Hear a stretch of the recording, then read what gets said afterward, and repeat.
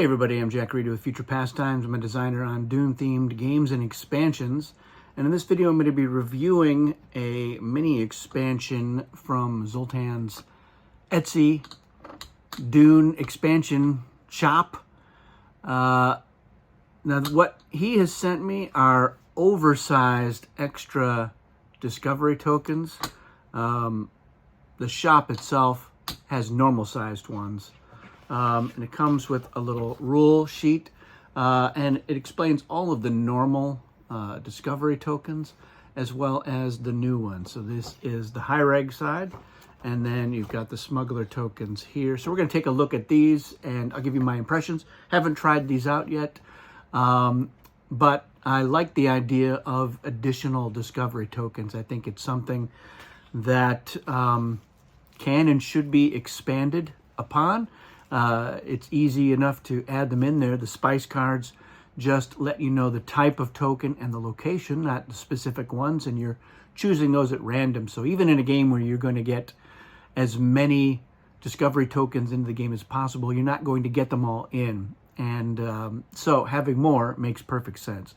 And I expect that if there is the option to add in new discovery tokens as part of the Kwisatz Haderach game found, then you can expect to see more in there. I don't know if it'll be these, so I want to hear from you in the comments what you think of these ideas. They've also been posted on Board Game Geek. I've seen them on there before. So let's get into it. We're going to start with the high reg tokens. So those are the ones that the Fremen can look at while they're face down. And the first one here is an interesting idea, and it is called the Abandoned Siege. So it's a location, so once revealed, it will stay up as a territory within that territory. So according to the sheet here, when revealed, all spice destroyed by a storm or by Shai-Hulud is placed on this token. And if you occupy this territory during spice collection, you can collect the spice there under normal spice collection rules. So it would be 2 spice per force there, unless you have the carryalls by occupying Erkine and or Carthag, in which it would be 3 spice per token. It does not, however, count as a stronghold towards the wind. So it's an interesting idea. You're going to be keeping the spice in the game, in the economy, so it's not going to be removed because of the storm or because of the worm, and you can go there to collect it. Presumably, this location itself is safe from storms and worms, so you can go and get all that spice there. So I think that's a pretty interesting idea. I think it's worth exploring. So let me know if you think, should the Abandoned Siege be considered as an official discovery token if more high regs are added to the game. All right, the next one here is called Prophecy Zealot. So I'm going to read what it says here, but I confess I don't fully understand the implementation here. So it says that this revealed token, it's not a location, so it would be kind of like the Ornithopter. You would just get this. The revealed token counts as 2 inseparable extra forces loyal to you that count as 1 force strength each. No spice must be spent. Remove this token from the game if the zealots are killed or left alone. So, again, I'm not sure if you're supposed to put this gigantic token. And again, mine's double size, so it would be a smaller token. But are they forces? Would you put them with your other forces? How do they get added in? No idea. No idea about the Prophecy Zealots. I'm not sure. So all I can do is speculate. The idea of having, being able to get some additional forces is an interesting idea. I think it would require some force tokens. And maybe they go into your reserves, and then you can add them in normally. Maybe they would get stars or some other signifier to show that they're full strength. Now, there would be full strength if you're playing basic. So, I'm not sure about that one. This one, still TBD. Again, let me know in the comments, 1, if you understand what is supposed to be going on with this token, and 2, what do you think of that idea? And then finally, we have the last one, is this one, and it's called Amtal Rule. And it's another one that you hold on to, so it's not a territory. Keep it behind your shield. You may use it in a subsequent battle phase to have an additional battle under Amtal Rule. So there's an Amtal Rule thing here, and it is it's a little fight you have with somebody else without dialing to kill a leader. So I guess with the idea here that if you're playing this, you are invoking Amtal Rule, and you're going to have a fight. Presumably, it precedes any other battles. There's a few question marks I have with this. It's an interesting idea. Something that I can't really comment on more for reasons. So those reasons will one day be clear. So let's move on to the smuggler tokens. So we do have some interesting ideas here. We're going to start with this one, which is called the Secret Passage. So it says here, you may reveal this token at the beginning of the next shipment and movement phase, and then immediately move a group of your forces from the territory that contains this token.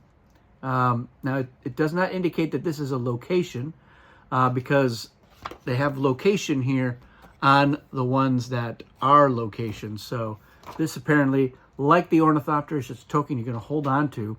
So you just have to remember where those forces were. Shouldn't be too hard, but you can move those forces from the territory they were in to any territory other than the Ixian hidden mobile stronghold, subject to occupancy rules. But apparently you can move even under storm. So the Secret Passage doesn't worry about the storm. Then remove the token from the game. So this is basically a free movement, and it's a free movement to anywhere. So that is an interesting idea. It's potentially a very long secret passage, kilometers long. Maybe that's a little bit silly. It is an interesting idea, though. So you've got forces in a territory, and at the next turn, so it does say in the next shipping and movement phase, move them anywhere you want. So gameplay-wise, I think it's an interesting idea. Thematically, it's a little bit fuzzy, but certainly there are some things in the game that have a bit of fuzz, if you know what I mean. So I think it's an interesting idea. Comment with your thoughts on that one as we move on to the second one. It is the cloned Goola. So this is a token that you're going to keep. You're going to keep it behind your shield, and you may use this token in your battle plan. And it actually comes with a leader disc sized version of it. So you can use the cloned Goola in your battle plan in place of a leader disc or a cheap hero. The leader will be a clone of any of the face-up leaders in the Tleilaxu tanks. And you don't have to decide which leader it is until you reveal your battle plan. If the cloned Goola is killed, no player gets any spice for that. At the end of the battle, this token is removed from the game. This token, presumably, as well as this token. So that's an interesting idea as well.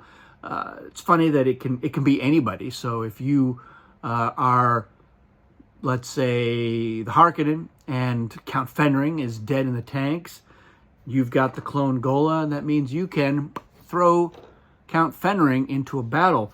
Now, it doesn't say here, but I assume that even the cloned Goola can be called a traitor. So if you're using your clone Goola of Count Fenring, who's a 6-strength leader, against a Fremen, and they're holding Count Fenring traitor card, they can reveal it, and voila, they win that battle, and you're out of luck. The leader is killed, so I assume that they still don't get any spice for it. Probably some clarifications would be warranted on the clone Goola. I expect there's probably some other edge cases that one would want to discuss. Feel free to chime in with any if you can think of them. So as an idea, pretty good. I think it's on par with the Secret Passage. There's some interesting game mechanisms there that I do enjoy. It's a little bit of a weird situation, but I can live with it. We'll move on to the last one, which is my favorite one out of all of the discovery tokens, and it's one that I had independently also thought of after reading Princess of Dune. I thought about a Tleilaxu lab, and I had the same idea for its effect. So here, if you occupy this territory, and it is a location, it's a territory within that territory, if you occupy it during the revival phase, you may revive 2 extra forces for free, even over the normal revival limit. So I think it's a great idea, and this is one that I would expect to see implemented. It further goes on to explain, which is not part of how I implemented, so it's worth looking at, but it lets you revive an additional starred force. So one of those 2 forces, if you're the Emperor, it could be a Sardaukar. If you're Fremen, it could be a Fedaykin. So that's an idea. So let me know if you think that it should be generous with breaking that long-standing rule of not being able to revive an additional Sardaukar or Fedaykin per game turn. But those are the additional tokens. I'll put a link in the description to the site. And once again, let me know your thoughts. Do you like the new discovery tokens? And are there other discovery token ideas out there?